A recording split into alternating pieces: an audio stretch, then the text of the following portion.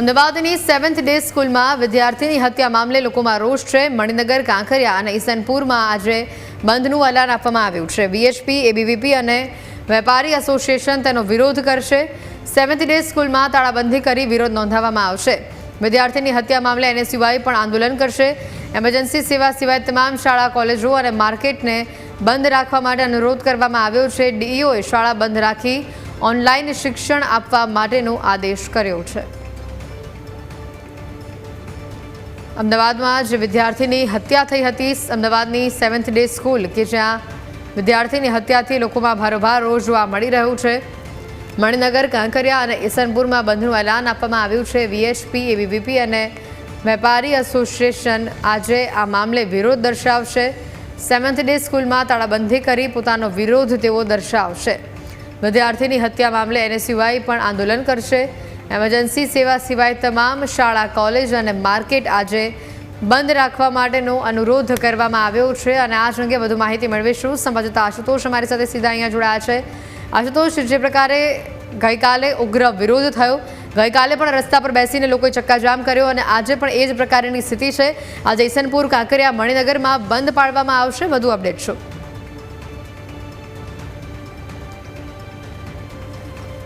હેતવી જે રીતે વિદ્યાર્થીની હત્યા કરી દેવામાં આવી છે તેને કારણે સમગ્ર અમદાવાદ અને રાજ્યમાં લોકોમાં રોષ જોવા મળી રહ્યો છે કે શાળાઓમાં આ પ્રકારથી વિદ્યાર્થી કઈ રીતે તીક્ષ્ણ હથિયાર લાવીને અન્યની હત્યા જે છે તે કરી શકે। અને ખાસ વાત કરવામાં આવે તો અમદાવાદમાં આજે પણ ખાસ કરીને કાંકરિયા, મણિનગર અને ઈસનપુરમાં બંધનું એલાન જે છે તે આપવામાં આવ્યું છે અને લોકોને ઇમરજન્સી સેવા સિવાય તમામ જે દુકાનો છે, શાળા, કોલેજો છે તે બંધ રાખવા માટે આહવાન કરવામાં આવ્યું છે। હાલમાં દ્રશ્યો શાળામાંથી જ બતાવશું। શાળામાં પણ આજે મોટી સંખ્યામાં પોલીસ કાફલો જે છે તે તૈનાત કરવામાં આવ્યો છે કારણ કે આજે પણ ક્યાંક ને ક્યાંક વિરોધની ભીતિ જે છે તે સેવાઈ રહી છે અને તેના જ કારણે આ પોલીસ કાફલો જે છે તે હાલ અહીં જોવા મળી રહ્યો છે। હાલ પણ પોલીસ જે છે મોટી સંખ્યામાં શાળામાં જોવા મળી રહી છે। ખાસ કરીને એનએસયુઆઈ દ્વારા આજે બંધનું એલાન જે છે તે આપવામાં આવ્યું છે અને 11:30 વાગ્યાની આસપાસ તેઓ શાળામાં તાળાબંધી કરવાનો તેમણે જે છે તે આહવાન કર્યું છે અને મોટી સંખ્યામાં એનએસયુઆઈ અને યુથ કોંગ્રેસના કાર્યકર્તાઓ જે છે તે અહીંયા આવશે અને વિરોધ પ્રદર્શન કરવાના છે।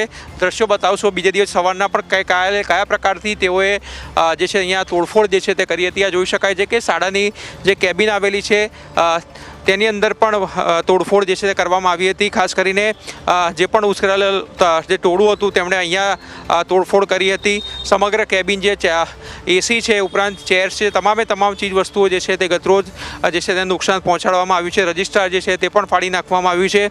સાથે સાથે વાત કરવામાં આવે તો જે શાળાની એડમિન ઓફિસ હતી તેમાં પણ મોટા પાયે તોડફોડ કરાઈ હતી અને આજે પણ આ પ્રકારની સ્થિતિ ન સર્જાય અને કાયદો અને વ્યવસ્થાની સ્થિતિ જળવાઈ રહે તે માટે પણ મોટી સંખ્યામાં પોલીસનો કાફલો જે છે તૈનાત કરવામાં આવ્યો છે। અને ખાસ કરીને શાળાની વાત કરવામાં તો શાળામાં આજે અને આવતીકાલે પણ રજા જે છે તે જાહેર કરી દેવામાં આવી છે।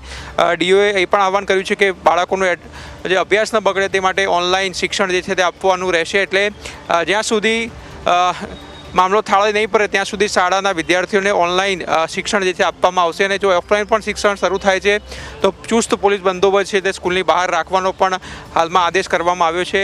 એટલે સમજી શકાય છે કે કયા પ્રકારની પરિસ્થિતિ જે છે અહીંયા જોવા મળી રહી છે અને ખાસ કરીને આજે પણ મોટી સંખ્યામાં અહીંયા લોકો આવે તે પ્રકારની દહેશતના કારણે પોલીસ કાફલો તૈનાત કરવામાં આવ્યો છે અને વેપારીઓએ જે છે તે બંધનું એલાન પણ સમગ્ર ઈસનપુર છે, કાંકરિયા, મણિનગરમાં અપાયું છે। જી બિલકુલ, વહેલી સવારથી બંધનું એલાન આપવામાં આવ્યું છે। હાલ આ બંધને કેવો પ્રતિસાદ મળતો જોવા મળી રહ્યો છે? સાથે જ આશુતોષ, જે પ્રકારે ગઈકાલે જે આરોપીના પરિવારજનો હતા, જે વિદ્યાર્થીને માર માર્યો હતો, છરી મારી હતી, તેના વાલીઓ પણ લોકોની સમક્ષ આવ્યા હતા અને લોકોના રોષનો તેઓ પણ શિકાર બન્યા હતા।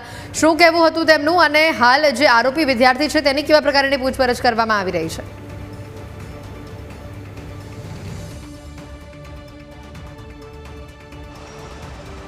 જી, ગતરોજ જે મૃતક વિદ્યાર્થી છે તેના માતા પિતાએ તો શાળા પર જ આક્ષેપ કર્યો છે કે તેમનું જે બાળક હતો તે આ જે મેઇન એડમિન ઓફિસ આવેલી છે તેની પાસેનું જે ગેટ છે ત્યાં તેમનો બાળકને જે છે રાખવામાં આવ્યો હતો અને અહીંયા જ તે સીધો જે છે તે હતો અને તેમ છતાં સિક્યુરિટી ગાર્ડને ખ્યાલ હોવા છતાં પણ તેણે એમ્બ્યુલન્સને જે છે જાણ કરી ન હતી. અન્ય વિદ્યાર્થીઓ દ્વારા જે છે તેને રિક્ષામાં લઈ જવામાં આવ્યો હતો અને સ્કૂલે પુરાવાઓનો નાશ કરવા માટે પણ ટેન્કરથી સાફ કર્યો હોવાનો આક્ષેપ જે છે તે વાલીઓએ તેમના કર્યો છે.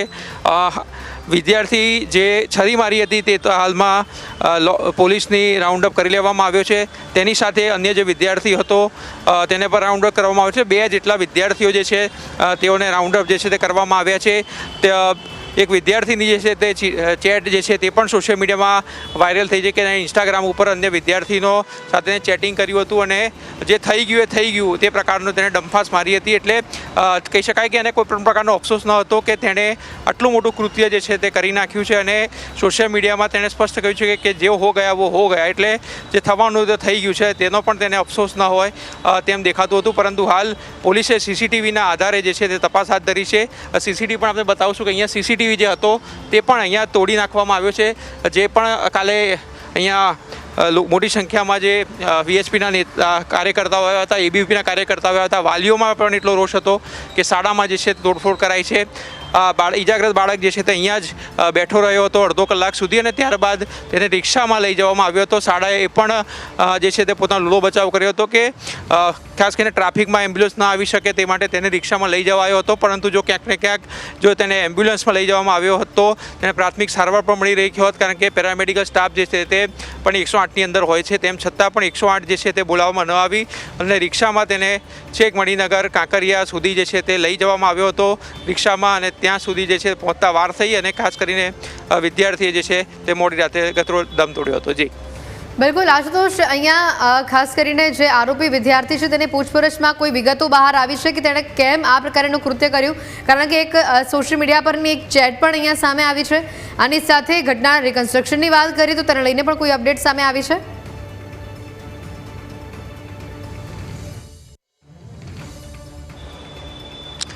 જી, હાલ તો પૂછપરછનો જે છે તે ચાલી રહી છે કે તેણે કેમ આ પ્રકારનું કૃત્ય કર્યું તેનું પણ ચેટમાં કહ્યું હતું કે ખાસ કરીને અન્ય જે કઝિન હતો તેણે પણ કીધું હતું કે ગત સપ્તાહે જે છે તે સીડી ઉતરતા ધક્કામુક્કી થઈ હતી અને તેણે આટલું મોટું સ્વરૂપ જે છે તે લઈ લીધું હતું. પરંતુ પોલીસ દ્વારા અત્યાર સુધી પૂછપરછની કોઈ પણ પ્રકારની માહિતી જે સામે આવી નથી. પરંતુ ચોક્કસથી તેની પૂછપરછ જે છે તે જુવેનાઇલ એક્ટ પ્રમાણે કરવામાં આવતી હોય છે, જેમાં પોલીસ જે છે તે કોર્ટની સમક્ષ જે છે પરવાનગી લેતી હોય છે અને ખાસ કરીને નાનું બાળક છે એટલે પોલીસ પણ સિવિલ ડ્રેસમાં હોય છે. એ પ્રકારથી તેની પૂછપરછ કરવામાં આવતી હોવાનો કાયદો છે. એટલે રિકન્સ્ટ્રક્શનની વાત કરવામાં આવે તો નાના બાળક જે છે તે હોવાના કારણે રિકન્સ્ટ્રક્શન જે છે તે ન પણ થઈ શકે, કારણ કે જો તે અહીંયા લાવવામાં આવે તો ક્યાંક લોકોના રોષનો જે છે તે ભોગ બની શકે છે. એટલે પોલીસ જે છે તે પણ કાયદો અને વ્યવસ્થાની સ્થિતિ જળવાઈ રહે તે પ્રકારથી આગામી જે છે તે પગલાં લઈ રહી છે. એટલે ક્યાંક ને ક્યાંક પોલીસ સ્ટેશનમાં જે છે લોકોની સામે જે છે તેની પૂછપરછ કરવામાં આવશે અને કેમ આ પ્રકારનું કૃત્ય કર્યું તે અંગે પણ જે છે તે જાણકારી જે છે પોલીસ હાલ તો મેળવી રહી છે. અત્યારનો ગુનો તો ઓલરેડી નોંધાઈ ચૂક્યો છે, પરંતુ એક જુવેનાઇલ છે, 8મા ધોરણનો બાળક છે, એટલે 8ના ધોરણમાં બાળક જે છે તેની સામે જુવેનાઇલ એક્ટ પ્રમાણે જે છે તે કાર્યવાહી કરવાની હોય છે ને તે પ્રમાણે પોલીસ જે છે તે હવે આગળ વધી રહી છે. જી બિલકુલ આશુતોષ, આભાર વિગતો બતાવ્યા.